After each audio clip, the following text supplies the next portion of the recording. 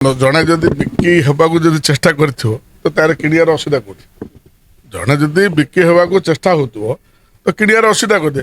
ତ ମାନେ କଂଗ୍ରେସ ଏବଂ ବିଜୁ ଜନତା ଦଳର ଯୋଉମାନେ ମାନେ ଆପଣ କହୁଛନ୍ତି ଯୋଉ ସରପଞ୍ଚ ସମିତି ମାନେ କଣ ବିକି ହେବା ପାଇଁ କଣ ସେମାନେ ରାସ୍ତାଘାଟରେ କଣ ବସିଛନ୍ତି ନା କଣ? ଏଗୁଡ଼ାକ ଠିକ ବାସ୍ତବ କିଛି ନାହିଁ। ଯେତେବେଳେ ବିରାଟ ବଡ଼ ଦଳ ଯେତେବେଳେ ଆକୃଷ୍ଟ ହେଇକି ଜଣେ ଯଦି ଦଳ ସେ ମିଶିବାକୁ ଚାହୁଁଛି ତ ଭାରତୀୟ ଜନତା ପାର୍ଟିର ଦ୍ୱାର ଉନ୍ମୁକ୍ତ ଅଛି ବୋଲି ଆମର ମାନ୍ୟବର ଯିଏକି ସଭାପତି ଅଛନ୍ତି ସେ ଅଲରେଡ଼ି କହିସାରିଛନ୍ତି। ଗତକାଲି ମଧ୍ୟ ସେ ମିଡ଼ିଆକୁ କହିଛନ୍ତି।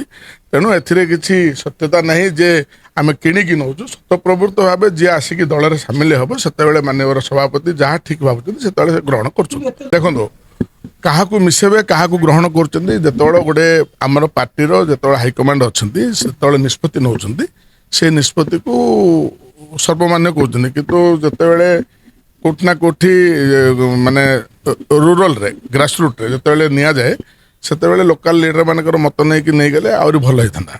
ତେଣୁ ଏଥିରେ କିଛି ଇଏ ନାହିଁ। ଯେତେବେଳେ ରାଜ୍ୟର ସଭାପତି ରାଜ୍ୟର ସର୍ବମାନ୍ୟ ଦଳର ଯେତେବେଳେ ଆମର ନିଷ୍ପତ୍ତି ନେଉଛନ୍ତି ତାହାକୁ ଆମେ ସମସ୍ତେ ଗ୍ରହଣ କରିକି ଗଲେ ଦଳର ଭଲ ହେବ, ସଂଗଠନ ଭଲ ହେବ, ଆଗକୁ ଆଗକୁ ଆହୁରି ଓଡ଼ିଶାର ମଧ୍ୟ ଭଲ ହେବ। ଦେଖନ୍ତୁ ଏଇ ସବୁଠୁ ବଡ଼ ଚର୍ଚ୍ଚା ଆପଣମାନଙ୍କ ଦ୍ୱାରା ହେଉଛି ଯେ ଯେତେବେଳେ କିଛି ହଲଚଲ ହେଉଛି ତ ମନ୍ତ୍ରିମଣ୍ଡଳ କଥା କି ନିଗମ କଥା ଉଠୁଛନ୍ତି। ମୁଁ ଏବେ ମଧ୍ୟ କହୁଛି ଯେ ମନ୍ତ୍ରିମଣ୍ଡଳ ଗଠନ କଥା ମାନ୍ୟବର ମୁଖ୍ୟମନ୍ତ୍ରୀଙ୍କର ନିଜସ୍ୱ ଅଧିକାର ରହିଛି।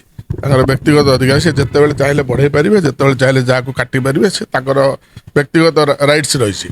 ନିଗମ କଥା ପାର୍ଟି ଯେତେବେଳେ ନିଷ୍ପତ୍ତି ଯେତେବେଳେ ଯାହା ନେବ ଯେଉଁମାନେ ପାର୍ଟିର ଦାୟିତ୍ୱ ରହିଛନ୍ତି ସେମାନେ ଯେତେବେଳେ ଯାହା ନିଷ୍ପତ୍ତି ନେବେ ସବୁ ଠିକଠାକ୍ ନେବେ। ତେଣୁ ସିଏ କେତେବେଳ ମାନେ ରାଜ୍ୟସଭା ସରିଲେ କେତେବେଳ ରଥ ସରିଲେ ନା ନିଶ୍ଚିତ ଭାବରେ ତ କାହିଁକିନା ବହୁତ ଦିନ ହେଲାଣି ଖାଲି ରହିଲାଣି ଯଦ୍ୱାରା କି ପୂରଣ ତ ହେବା ଦରକାର। ସେ ତ ମୁଁ ମଧ୍ୟ ଚାହୁଁଛି ଯେ ଗଣତାନ୍ତ୍ରିକ ରାଷ୍ଟ୍ରରେ ଯୋଉଟା ଯେତେବେଳେ ନିୟମ ଅଛି ହେବା ଠିକ ଅଛି। ତେଣୁ ପାର୍ଟି ଯେତେବେଳେ ନିଷ୍ପତ୍ତି ନେଉଛି ଯୋଉଟା ଯେତେବେଳେ କରିବା କଥା ସେତେବେଳେ ପାର୍ଟି ନିଷ୍ପତ୍ତି ନେବ।